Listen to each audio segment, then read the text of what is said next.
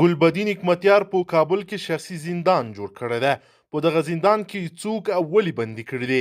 یاد دې وي چې دغه راپور د افغانستان یو معتبرې صفحې خبریال ډاټ کام شیر کړی دی.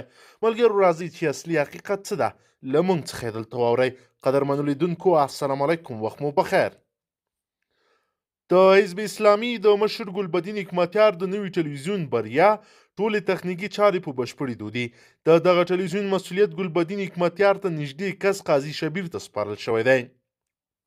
قاضي شبیر د ټلویزیون یو ګرافیکس مین خپل شخصي زندان ته بیولی دی. لومړی دغه کس د ټلویزیون په ودانۍ کې ساتل شوی و، خو وروسته بیا د حزب اسلامي کومې قطعې ته بیولی چې هلته ترې پوښتنې ګریوېږنې وکړي.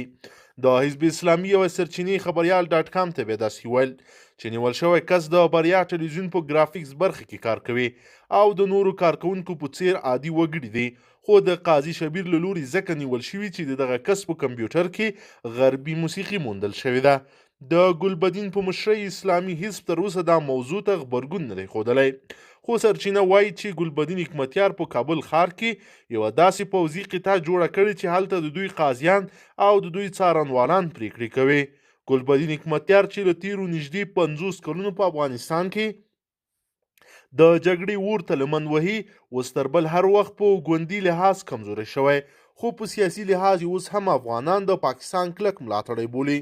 د افغانستان ګڼ اوسیدونکي پر حکومت نیوکه کوي چې ګلبدین حکمتیار ته د ټلویزیون د جوړېدو اجازت ورکړی.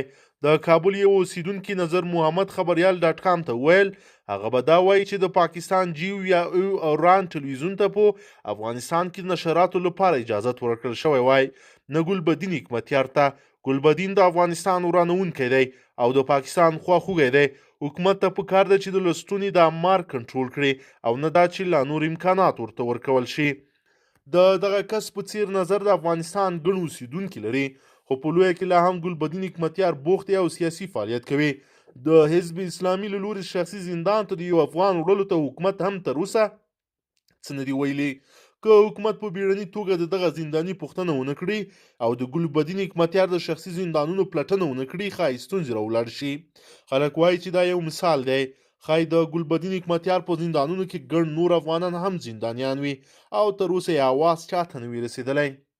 قدرمنو لیدونکو، که چیرې غواړئ چې ورته تازه او مهمو پیښو څخه ځان ډېر ژر او په لنډو کې خبر کړئ، زموږ چینل سره سبسکرایب کړئ او ویډیو سره حتما لایک کړئ. تر بلې ویډیو مو په لوی رب سپارم.